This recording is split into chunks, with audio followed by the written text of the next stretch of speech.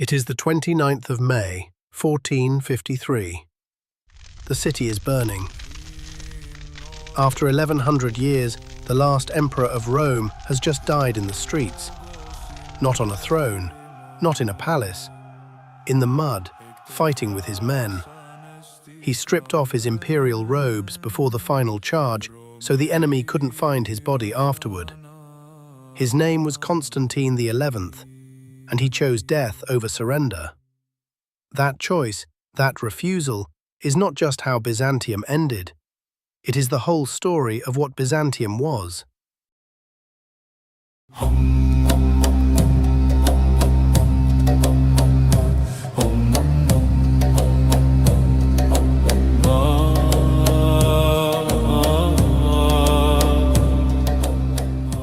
The Byzantines never called themselves Byzantine. That name was invented by historians centuries after they were gone. They called themselves Romans. They believed, completely, sincerely, that they were the continuation of the Roman Empire. And in many ways, they were right. When the western half of Rome collapsed in 476, the eastern half didn't. It kept going. It kept the laws, the institutions, the idea that civilization could be organized, that a city could be more than just a fortress. That city was Constantinople, built by Emperor Constantine in 330 AD on a strip of land where Europe meets Asia, where the Black Sea pours into the Mediterranean. He called it New Rome, but the world would call it by his name. For the next 1,000 years, this would be the most important city on earth.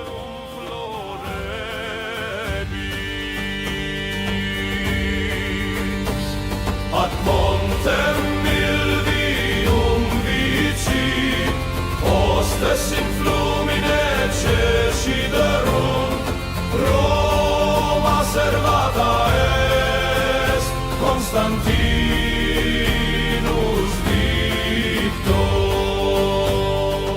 victor. 200 years later, a new emperor sat on the throne. His name was Justinian, and Justinian had an obsession. He wanted to reunite the old Roman Empire, all of it. Italy, North Africa, Spain. He wanted Rome back.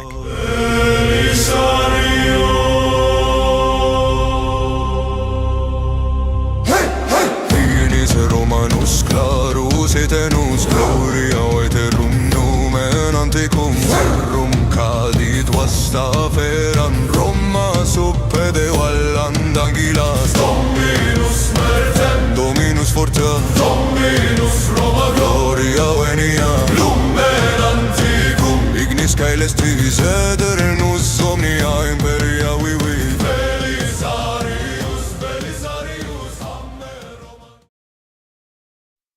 What he couldn't have known was that his greatest partner wouldn't be a general. It would be his wife. Theodora was the daughter of a bear keeper in the circus. She grew up poor, in a world that had no interest in her survival. The Senate hated her. The nobility despised her.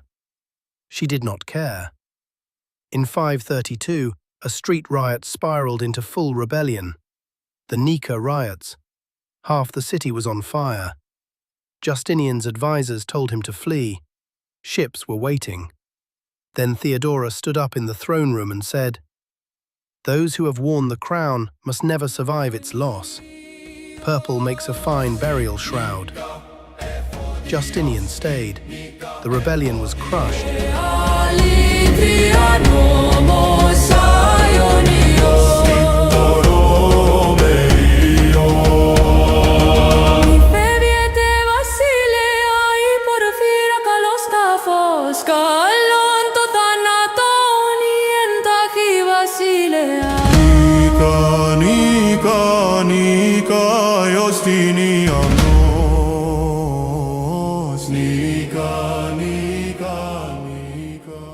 And then he built the Hagia Sophia. When it was completed in 537, people genuinely did not believe it was a human achievement. The dome appears to float, because Justinian's architects solved a structural problem no one had solved before. They transferred the weight of a massive circular dome onto a square base, then lined it with 40 windows so that light pours in from every direction at every hour. When Justinian first walked inside, he reportedly said, "Solomon, I have surpassed you." Whether he said it or not, the building makes the argument on his behalf. For 900 years, it was the largest cathedral in the world, and it is still standing right now.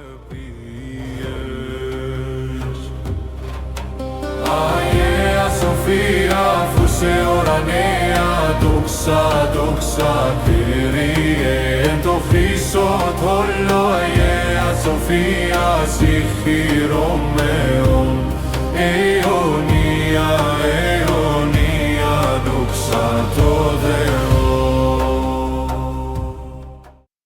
In the 7th century, out of the Arabian Peninsula, Islam emerged, and the armies that carried it were unlike anything the empire had faced before. Within a generation, Byzantium lost Egypt, Syria, Palestine, North Africa. The empire didn't collapse, it contracted, it adapted. It survived on a fraction of what it once was, and it kept going. It even developed new weapons. Greek fire, a substance that burned on water and could not be extinguished. The formula has been lost to history. What we know is that it saved Constantinople more than once, including when Arab fleets came by sea. They failed.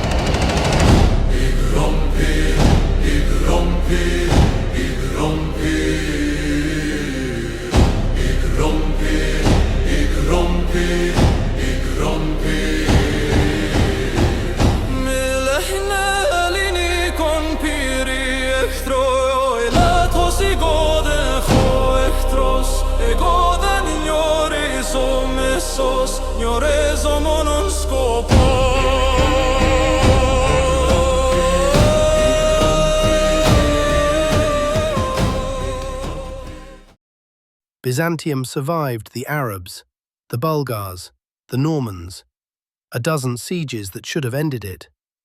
It did not survive its allies. In 1204, the Fourth Crusade, supposedly marching to reclaim Jerusalem, stopped at Constantinople instead, and sacked it.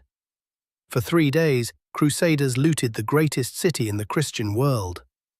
Treasures collected over 9 centuries were melted down or shipped to Venice. Horses were stabled inside the Hagia Sophia. Imperial tombs broken open for the jewelry. It was not the Ottomans who broke Byzantium first. It was the West.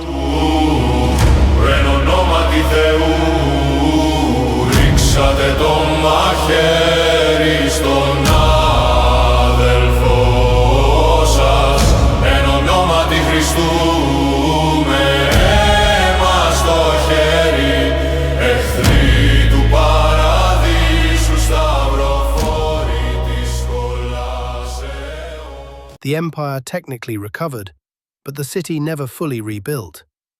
The treasury was hollow, the trade routes redirected. What came after 1204 was an empire in slow motion, a civilization that had already said goodbye to itself but hadn't stopped walking yet. By the mid-15th century, Constantinople was a shadow city inside its own walls. But the walls still stood. The same walls that had kept invaders out for 1,000 years. The Ottoman Sultan Mehmed II was 21 years old. He had assembled the largest cannon ever built. The barrels were wide enough for a man to crawl inside. The final siege lasted 53 days. On the morning of May 29, 1453, the walls were breached. Constantine had been offered terms: surrender, keep the throne as a vassal, his life in exchange for the city. He refused. He was last seen throwing off his imperial robes and charging into the breach with his men. His body was never definitively identified. The Byzantine Empire is gone, but it is not absent. Orthodox Christianity, the faith that defines Russia, Greece, Serbia, Romania, Bulgaria, flows directly from Constantinople. Justinian's legal reforms underpin much of European law to this day. The classical texts Byzantium preserved, while the Western world forgot them, seeded the Renaissance. And somewhere in Istanbul, which is what the Ottomans renamed the city, the Hagia Sophia is still standing, 1,500 years old, a cathedral, a mosque, a museum, a mosque again.